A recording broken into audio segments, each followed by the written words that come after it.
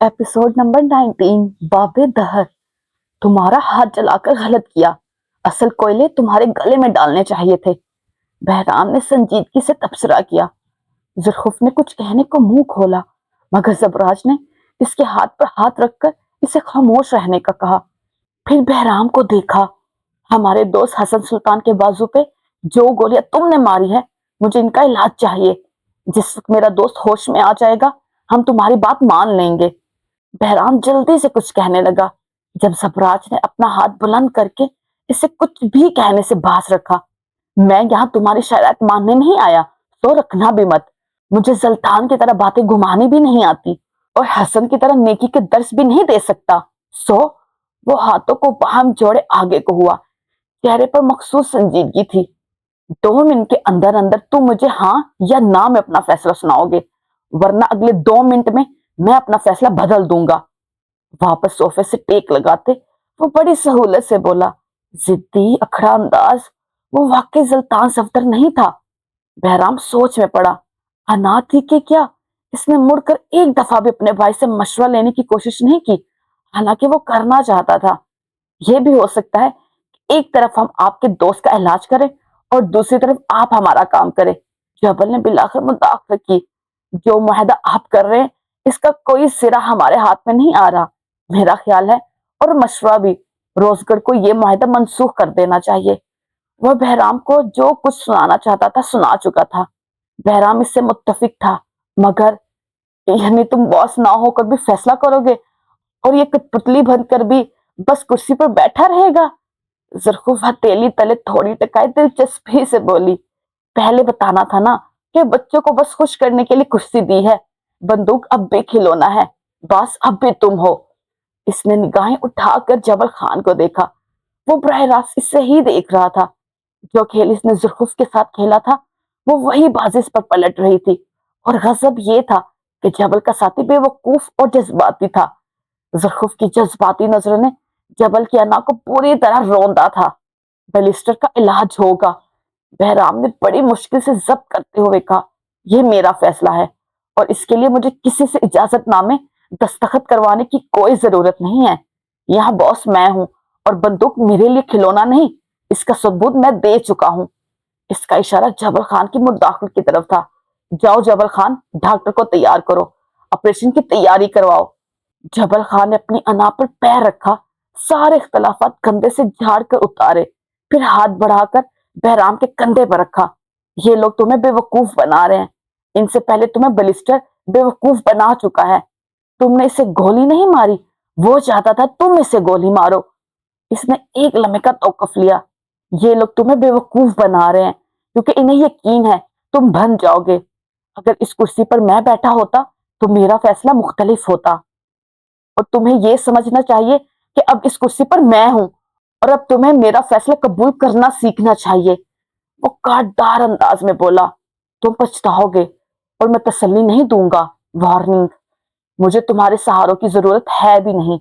तनफ्फर तंज, मैं एक आखिरी बार कह रहा हूं, मेरी बात मान लो। तुम तख्त पर ना होते हुए भी सरबराही चाहते हो? जबल ने लब भेंच लिए।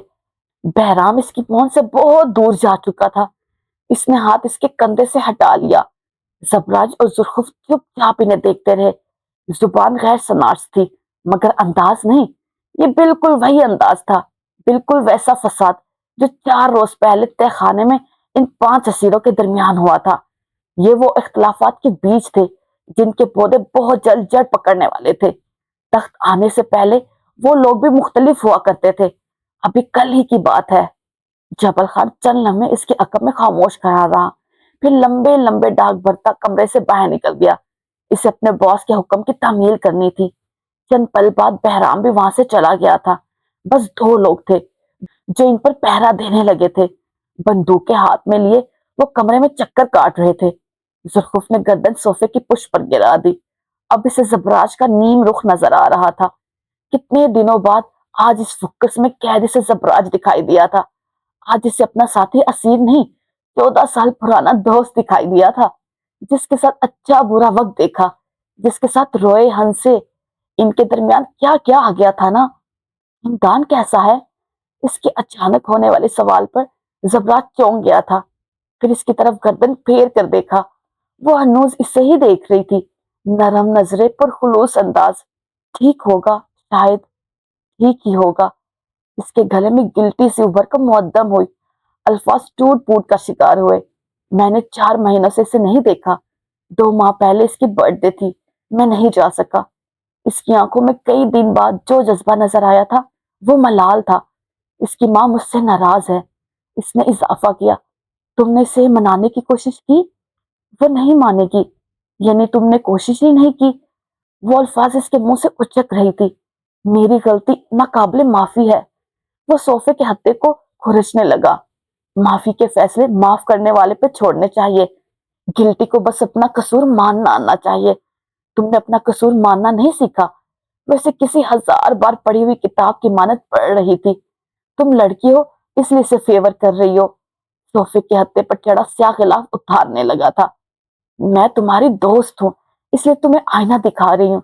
تم غلط ہو زبراج، میں یہاں تمہیں بتا رہی ہوں، کیونکہ اگر محفل میں کہنا پڑتا تو میں تمہیں صحیح کہوں گی۔ اگلے کئی لمحے زبراج بالکل خاموش رہا۔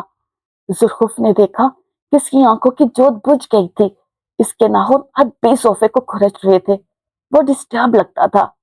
وہ پریگننٹ تھی، یہ ہمارا دوسرا بچہ تھا، اسے بچے بہت پسند تھے زی۔ جذبات سے بوجھل آواز میں وہ اسے اس نام سے پکار رہا تھا جو کئی سال پہلے اسے دوستوں کی طرف سے دیا گیا تھا۔ ہمدان کے بعد اس کے 2 مس کیریج ہوئے تھے۔ وہ بہت ڈپریس رہنے لگی تھی۔ میں اسے بہت سمجھاتا تھا کہ اولاد کی تعداد سے فرق نہیں پڑتا، ان کے سالیہ اور صحت مند ہونے سے فرق پڑتا ہے، لیکن اسے اپنے اندر خامیاں دکھتی تھی کیونکہ وہ کلوتی تھی۔ اسے لگتا تھا اگر ہمدان بھی کلوتا رہا تو وہ تنہائی کا شکار ہو جائے گا۔ وہ لختے بھر کے لیے خاموش ہوا۔ میں نے اسے تسلیاں دی تھی، لیکن شاید میں لفظوں کے ساتھ برا ہوں، حد سے زیادہ برے۔ سنجیدہ تبصرہ۔ زبراج آزادگی سے مسکرایا، اور پھر کئی سال بعد، آج سے تقریباً 1.5 سال پہلے، وہ دوبارہ پریگننٹ تھی۔ وہ خوش تھی اور میں اسے دیکھ کر خوش۔ اس نے مجھ سے کہا تھا میں کچھ وقت کے لیے چھٹی لے کر اس کے ساتھ وقت گزاروں، کیونکہ میری مامی کا انتقال ہو گیا تھا اور وہ گھر میں اکیلی تھی۔ انہی دنوں میری نوکری چھوٹ گئی تھی، میرے مالی مسائل بڑھ گئے تھے، لیکن انہی دنوں مجھے یونیسیف کی طرف سے ایک کولیب کی آفر ملی۔ مجھے کسی بھی قیمت پر وہ کام چاہیے تھا، مگر انہوں نے مجھے پاکستان میں کرنے کو ایک ٹاسک دیا تھا جس کے لیے مجھے بلوچستان کے دیہی علاقوں کی طرف جانا تھا۔ میں نے اسے اکیلا چھوڑ دیا۔ بولتے بولتے وہ ایک دم خاموش ہو گیا، پھر گردن پھیر کر زرخف کو دیکھا۔ کوئی ملامت، کوئی حقارت نہیں، وہ اسے بس سن رہی تھی۔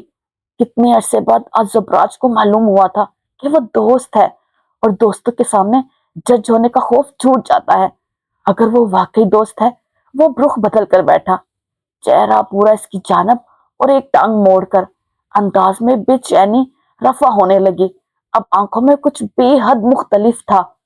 میں چلا گیا اور وہ مجھ سے ناراض ہو گئی۔ 2 دن بعد اس نے مجھے کالز کی، میں کالز نہیں لے سکا۔ اس کے اگلے دن مجھے ایک میسج ملا۔ اس نے ہونٹ کاٹے، دل کو جیسے کچھ ہوا تھا۔ وہ سیڑھیوں سے گر گئی تھی اور پورا ایک دن وہیں پڑی رہی۔ ہمارا 7 ماہ کا بچہ مر گیا۔ اس نے کتنی تکلیف جھیلی ہوگی نا۔ میں جب جب سوچتا ہوں مجھے بہت تکلیف ہوتی ہے، گلٹ ہوتا ہے۔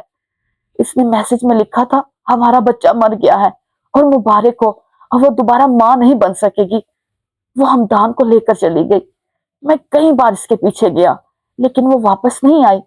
وہ میرے ساتھ نہیں رہنا چاہتی تھی۔ میری بہت ساری منتوں کے بعد وہ گھر واپس آ گئی تھی، لیکن وہ میرے ساتھ نہیں رہ سکی۔ ہمارے جھگڑے بڑھ گئے۔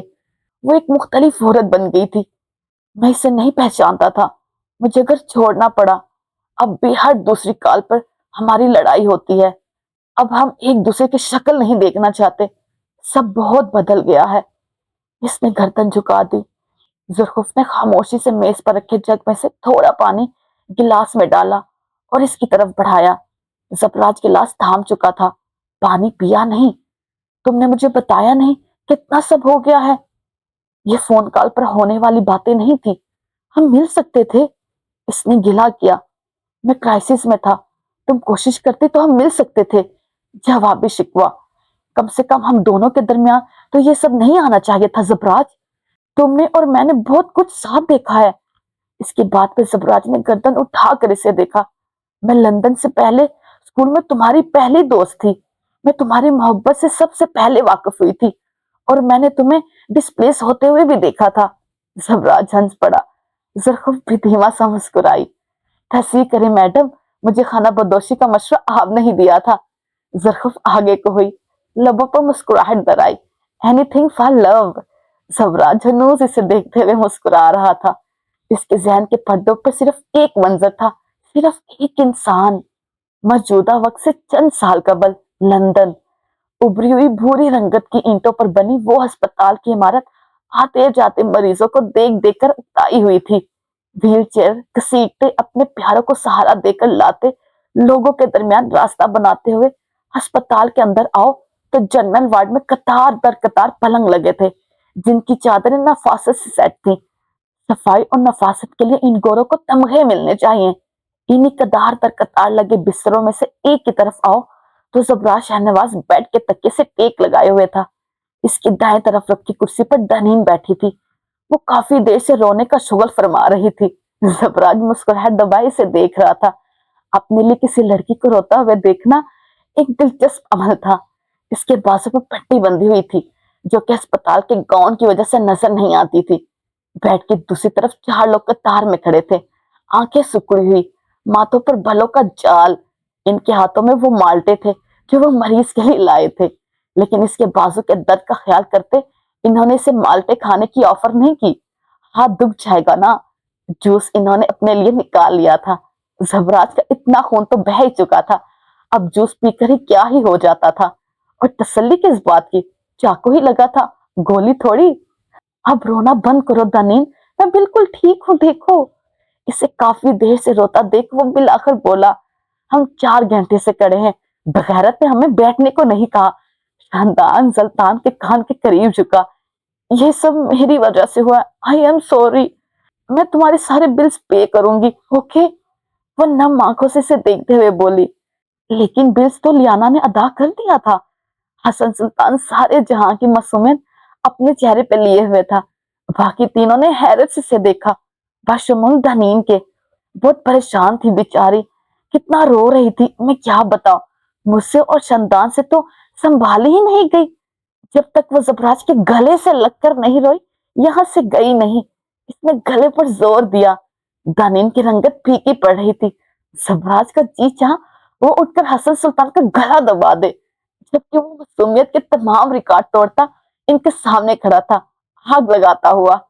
ویسے ایک بات ہے, شاندان منہ میں مالٹے کی کاش رکھتے ہوئے بولا. زبراج کو پہلے کتنا درد ہو رہا تھا نا, لیکن لیانا نے جیسے اسے گلا لگایا سب صحیح ہو گیا. صحیح کہتے ہیں, محبت میں بڑی طاقت ہوتی ہے. میری تو آنکھوں میں آنسو آ گئے. اس نے چھت کی طرف دیکھا جیسے ابھی کوئی موزہ ہو جائے گا. محبت, درد, اللہ اللہ. زبراج کا سر چکرانے لگا اور دنین کو اپنا مستقبل کا چکر خطرے میں پڑتا محسوس ہوا. میں نے کتنی بار اسے کہا ہے میں بل دے دیتا ہوں. زبراج کندھے اچکاتے ہوئے بولا. اب آگ لگ چکی تھی تو وہ اپنے حصے کا پٹرول بھی ڈال ہی دے. لیکن اس نے کہا کہ اس کے اور زبراج کے درمیان ایسی کوئی فارمیلٹی ہے ہی نہیں. وہ دونوں ایک دوسرے کے لیے اس سے زیادہ ایفرٹس کرتے رہتے ہیں. پھر میں نے زیادہ فورس نہیں کیا. بول پن سے بیڈ پر لیٹے اپنے دوست کو دیکھا. میں نے ٹھیک کیا نا زبراج, تم لوگوں کو غلط فہمی ہوئی ہوگی. زبراج اور اس کے درمیان ایسا کچھ بھی نہیں ہے. زرخف نے ماؤں کی طرح اس کی طرف دھاری کی, ساتھ تائیدی نظروں سے باقیوں کو دیکھا. تم فکر مت کرو دنین, زبراج جلد ٹھیک ہو جائے گا اور اس کا بل میں نے دیا ہے, مجھے واپس کرے گا. دنین کو شاید ڈھارس نہ ہوتی مگر اس نے زبراج کی طرف دیکھا. پس منظر میں شاندان اور زرخف مالٹے کی کاش پر لڑ پڑے تھے. موٹی, کتنا کھاؤ گی؟ جتنا مرضی کھاؤ, تمہارے پاس اپنا ہے نا. میرا والا زیادہ کھٹا ہے, مجھے وہ مالٹا پسند ہے جو کھٹا اور میٹھا دونوں ہو. پھر اپنے باپ کو کال کر کے کہو ملکہ کے محل میں تمہارے لیے مالٹے کا باغ لگوائے. حسن جل کر بولا تھا. ایک اور حل بھی ہے. سلطان نے چھٹکی بجائی. ملکہ کے پاس زمینیں بہت ہیں, ابا سے کہو ان سے نکاح کر لے, ایک باغ تمہارے حصے آ جائے گا. میری اماں نے پھر اسی باغ میں میری اور میرے ابا کی قبر بنانی ہے. تاریخ کی پہلی میت ہوگی جسے بغیر کفن کے دفن کیا گیا ہوگا. بغیر کفن کے کیوں؟ Explain please. حسن کی جنرل نالج شاہندان نے سرد آہ بری۔ اماں غصے میں ہوگی اور ملکہ نے ضرورت نہیں محسوس کرنی۔ برہنہ مردے کے نام سے ٹرینڈ کروں گا میں۔ اس کے مستقبل کے ایسے خوفناک نقشے پر ذوالفقار نے جھرجھری لی۔ وہ اپنا سارا کا سارا مالٹا اس کی طرف بڑھایا۔ دوست بچ جائیں، مالٹے اور صحیح، یہ تم کھا لو، میری خیر ہے۔ سرد آہ بھرتے شکریہ مالک کہتے وہ مالٹا تھام چکا تھا۔ ان کی بحث کے وقت کو پیچھے کر کے دیوار سے لگ کر کھڑے ان 4 لوگوں کو نظر انداز کرتے ہوئے بیڈ سے ٹیک لگائے، اور اس کے سامنے بیٹھی لڑکی کو دیکھو تو زبراج جن نظروں سے دھنین کو دیکھ رہا تھا، اس کے سارے دبے تمام خدشے دور ہونے لگے۔ اس کی رنگت بحال ہوئی۔ وہ واقعی تمہارے بلز دیتی رہی ہے؟ تمہیں کیا لگتا ہے؟ سوال کے بدلے سوال نہ کیا کرو، برے لگتے ہو۔ وہ جھنجھلائی۔ اچھا کب لگتا ہوں؟ زبراج مسکرایا۔ دھنین نے مسکراہٹ دبائی، ذرا سا چہرہ اس کی طرف جھکایا۔ جب تم کوئی بھی کام کرنے کے لیے کہتے ہو، میں بڑا ہو کر فلاں کام کروں گا، تمہاری لسٹ بہت لمبی ہے، اور جب جب تم اس میں اضافہ کرتے ہو اچھے لگتے ہو۔ وہ ہنستے ہوئے بولی۔ زبراج بھی ساتھ مسکرایا تھا۔ میں اپنی لسٹ میں ایک اور اضافہ بھی کر چکا ہوں۔ اچھا، وہ کیا؟ ایسی باتیں اس طرح ہسپتال میں نہیں کی جاتی۔ ان باتوں کو سفید ٹیولپس کے درمیان ہونا چاہیے۔ تم اپنی دکان سفید ٹیولپ سے بھر دو، پھر مجھے کال کرنا، میں بتانے آ جاؤں گا۔ دھنین نے سر ہلا دیا۔ اس کے چہرے پر ایک مرتبہ پھر فکر مندی آ گئی تھی۔ تمہیں درد تو نہیں ہو رہا؟ زبراج نے نفی میں سر ہلایا۔ پولیس نے ان تینوں لڑکوں کو پکڑ لیا ہوگا، اب سب ٹھیک ہے، تم فکر مت کرنا۔ وہ اس سے مزید بھی بہت کچھ کہہ رہی تھی۔ زبراج سر کو اس نام میں ہلاتا جا رہا تھا، یوں جیسے وہ منعقد مرید سا ہو۔ آج کے بعد وہ دھنین کے لیے عام نہیں رہا تھا۔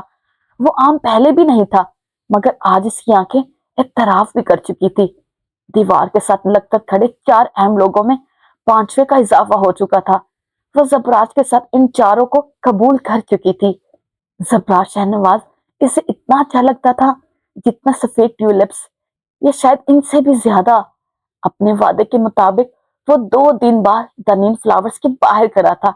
ایک بازو پر پلستر تھا اور ہاتھ پٹی سے لٹکا رکھا تھا۔ ساتھ حسن سلطان تھا، جس نے اپنے دونوں کندھوں پر اس کے دونوں بیگز اٹھا رکھے تھے اور ہاتھوں میں اس کی باقی چیزیں۔ وہ دوستوں کے لیے جان بھی دے سکتا تھا تاکہ انہیں زندہ رکھ کر وفتاً ان کا خون چوستا رہے۔ ایسا تھا ہمارا پیارا حسن۔ کیا وقت آ گیا ہے! پہلے زمانے میں لڑکیاں رخصت ہو کر آتی تھی، اور اب لڑکے اپنا ہاسٹل بار چھوڑ کر لڑکیوں کی دکان میں رہنے کے ٹھکانے ڈھونڈ رہے ہیں۔ وہ افسوس سے نفی میں گردن ہلا رہا تھا۔ تم میری جگہ ہوتے تو تم بھی یہی کرتے۔ وہ اسے دیکھے بغیر بولا۔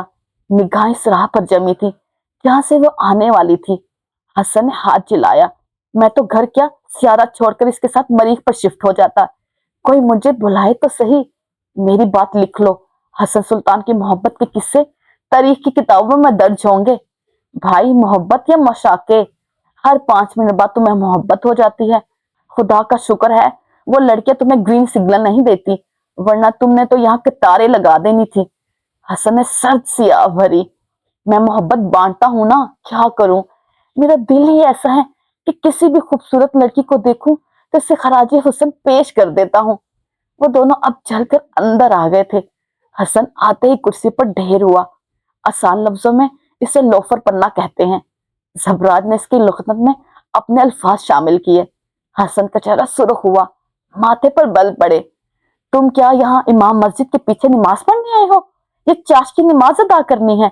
کسی کو آئینہ دکھانے سے پہلے اپنی قمیض میں بھی جھانک لینا چاہیے۔ گریبان نہیں ہوتا؟ زبراج نے گردن پھیر کر اسے دیکھتے ہوئے پوچھا۔ ہوتا ہے، لیکن تمہارا قصہ گریبان سے بڑھ گیا ہے۔ اب ہو سکے تو اپنی جرابوں اور دستانوں میں بھی جھانک لو، بگڑ کر کہتے ہوئے وہ کرسی سے اٹھا تھا۔ جانتے بھی ہو ہم کس خاندان سے ہیں؟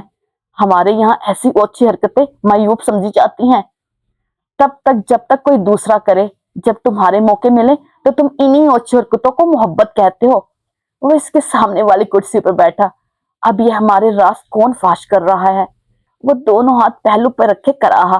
ایک تو میں اپنے خاندان کے مردوں سے بہت تنگ ہوں، محبت کے قصے دستانوں میں چھپوا دیے اور جھیلنا ہمیں پڑ رہا ہے۔ زبراج اب کوئی جواب دیتا कि इसने सामने से फूलों की कई टोकरियां उठाकर लाती दनीन को देखा। वो कुर्सी छोड़कर उठ खड़ा हुआ था। हसन ने अफसोस से नफी में सर हिलाया। अल्लाह माफ करे, ऐसी फुर्तियां तो तुमने तब भी ना दिखाएं जब तुम्हारा क्लास टीचर आता होगा। क्लस कर कहते वो इसके सामने आकर रुका। हाथों से इसके बाल ठीक किए, सफेद शर्ट के कॉलर दुरुस्त किए और अपने स्वेटर पर लगा ब्रोच उतारकर इसके स्वेटर पर लगा दिया। बरबराहट हनूस जारी थी। जन मुरीदी के रिकॉर्ड तोड़ोगे तुम। अल्लाह अल्लाह, कैसे मद्दों में फंस गया मैं। उम्र देखो और मोहब्बतें देखो, कैसा लग रहा हूँ। जबरा तिरछी नजरों से अब भी दनीन को ही देख रहा था। वो टोकरियां थामे सड़क पर रुककर किसी लड़के से बात कर रही थी। वो शायद कोई जानने वाला था। इतने अच्छे कि अगर मेरी कोई बेटी होती तो इसका रिश्ता तुमसे करता। अस्तगफिरुल्लाह, इंशाल्लाह। हसन ने जैसे इसे सुना ही ना हो। इसी पल अंदर आती दनीन की नजर इसी तरफ पड़ी। इसके लबों पर खुशगवार मुस्कुराहट रेंग गई। इसने सारी टोकरियां काउंटर पर रखी और यूं ही सफेद ट्यूलिप्स का एक गुलदस्ता हाथ में लिए इसकी तरफ चली आई। हसन ने गहरी सांस ली। अब यहाँ आशिकी 3 की शूटिंग स्टार्ट होगी। बेहतर है मैं यहाँ से चला जाऊं। वो जबराज के कान के पास झुका। जब तक दनीन वहां आई, हसन इसके सामने से गुजरकर दरवाजे से बाहर निकल गया था। ये कहाँ गया? वो दरवाजे की तरफ देखने लगी। चेहरे पर ताज्जुब था। इसे कुछ काम था इसलिए जाना पड़ा। सबराज हनोज इसके चेहरे पर नजरें जमाए हुए था। और तुम यहाँ? दानीन की नजरें इसके 2 बैग्स पर पड़ी। और ये सामान? डोंट टेल मी, तुम यहाँ रहने आ गए हो? वो हंस कर बोली। और अगर मैं कहूँ मैं वाकई यहाँ रहने आया हूं तो? दानीन की हंसी कुछ कम हुई। तो मैं पूछूंगी क्यों? मैं जवाब में कहूंगा मेरे पास इसका कोई जवाब नहीं। फिर मैं चाहूंगी तुम जवाब ढूंढो। मुझे अपनी जिंदगी में पहेलियां नहीं पसंद। वो बेहद संजीदा थी। मैं तुम्हारी हिफाजत करना चाहता हूँ। तुम मेरे गार्ड नहीं हो। मुझे लगता है वो लड़के दोबारा यहाँ आ सकते हैं। ये तुम्हारा मसला नहीं है। मेरे हॉस्टल का कमरा बहुत छोटा है और वहां मच्छर भी आते हैं। ये तुम्हारा मसला है। तुम बाहर इस लड़के से क्या बात कर रही थी? तुम जल रहे हो या शक कर रहे हो? अगर मैं कहूं मैं जल रहा हूं तो मैं कहूंगी इस अगर को निकालो और सीधी बात करो। सबराज ने गहरी सांस ली, फिर इसे कानी से थाम कर एक तरफ बैठने का इशारा किया। वो बैठ गई। सबराज ने दनीन के हाथ से सफेद ट्यूलिप्स ले लिए। वो भी इसी तरफ रुख मोड़ चुकी थी। जबराज अलत्ती पलत्ती मारे लकड़ी के इस फर्श पर बैठ गया। फूल गोद में धर लिए थे। तुम क्या सुनना चाहती हो? वो इसकी आंखों में देखते पूछ रहा था। मैं 21 साल की अक्ल और शऊर रखने वाली लड़की हूँ। बजाय इसके कि तुम यहाँ रहने के लिए फजूल वजाहतें दो, मैं एक तसल्ली बख्श जवाब सुनना चाहती हूँ। वो बाजू सीने पर बांधकर संजीदगी से कह रही थी। निगाह एक लम्हे के लिए भी जबराज के चेहरे से ना हटाई। मैंने अस्पताल में तुमसे कहा था कि मेरे बड़े होकर करने वाले कामों की लिस्ट में इजाफा हो गया है। तुम वो इजाफा सुनना चाहोगी? वो सफेद फूलों के गिर्द सब शाखें तोड़ रहा था, नरम सी शाखें। धनीनी से देखती रही। तुम बड़े होकर क्या करोगे? तुमसे शादी। वो तुरंत बोला। धनीन फरीज हो गई। जबरा शहनवाज ने अपना हाथ इसके आगे भिलाया। आंखों में नरम सा तासुर था। धनीन का दिल मोम होने लगा। मैं बड़ा होकर तुमसे शादी करूंगा। क्या तुम अपने मुस्तकबिल के शोहर को यहाँ किराएदार रख सकती हो? वो चलना में कुछ कह ही ना सकी। वो जबराज को 1.5 साल से जानती थी और 1.5 साल से इसे मालूम था मौजूदा लम्हा इनके दरमियान कभी ना कभी जरूर आएगा। लेकिन वो यूं आएगा इसके वहमो गुमान में भी नहीं था। वो चंद लम्हे तअज्जुब का शिकार रही। क्या तुम मेरे बड़े होने का इंतजार कर सकती हो? तुम ऑलरेडी बहुत बड़े हो। वो हंस पड़ी। साथ अपना हाथ इसके हाथ में दिया। जबरा शहनवाज का सारा वजूद सरशार हो गया था। मोहब्बतें रूह तक तकवीयत से भर देती हैं, इसे मालूम नहीं था। तुमसे शादी के लिए मजीद बड़ा होना पड़ेगा। इसने सब शाख को इसकी कलाई के गिर्द लपेट दिया, फिर गोद से एक सफेद फूल उठाकर इस शाख के दरमियान टका दिया। हो गया ब्रेसलेट तैयार। वो अपनी कलाई देखने लगी। अगर तुम बड़े होकर अपने वादे से मुकर गए तो? मैं वादे नहीं तोड़ता, तुम्हें इतना यकीन होना चाहिए। इसने दनीन का हाथ ऊपर किया। इसकी कलाई में सब शाख ढीली होकर खुलने लगी थी। जबराज को अफसोस हुआ। मैं बड़ा होकर तुम्हें सोने की अंगूठी दूंगा اور تمہیں دوبارہ پرپوز بھی کروں گا۔ سفید سونا جس کا نگینہ ٹیولپس جیسا ہو۔ زبرات نے تعصب سے نفی میں سر ہلایا، پھر دھیرے سے اس کا ہاتھ چھوڑا۔ اگر تمہارے بس میں ہو تو مجھے بھی سفید ٹیولپ بنا دو۔ تم میرے پھولوں سے جل رہے ہو؟ دھنین خفا ہوئی۔ میں تمہاری پھولوں سے محبت سے جل رہا ہوں۔ اس نے دوبارہ سے دنین کا ہاتھ اپنے ہاتھ میں لیا تھا، جیسے کوئی استقاعت سا ہو، سرشراری اور نعمت بھی۔ لڑکی نے برا نہیں منایا، اور مجھے تمہارے دوستوں سے جلن ہوتی ہے کبھی کبھی۔ وہ رکی، فکر مندی سے زبراج کو دیکھا۔ تم میرے لیے در بدر ہو جاؤ گے، تمہیں بہت مسائل ہو سکتے ہیں، میری فکر مت کرو تم۔ جاری رک جائے آپ نے اس ویڈیو کو لائک کیا؟ نہیں کیا نا تو پلیز لائک کر دے، اور چینل کو سبسکرائب کیا؟ وہ بھی نہیں کیا ہوگا یقیناً، تو وہ بھی کر دے پلیز۔ اور اینڈ پہ کمنٹ کیا آپ نے؟ نظر آ رہا ہے آپ نے کمنٹ نہیں کیا، تو وہ بھی کریں تاکہ پتہ چلے یہ ویڈیو کہاں سے دیکھی جا رہی ہے۔ ٹیک کیئر، اوکے، اللہ حافظ، take care, tata, bye bye.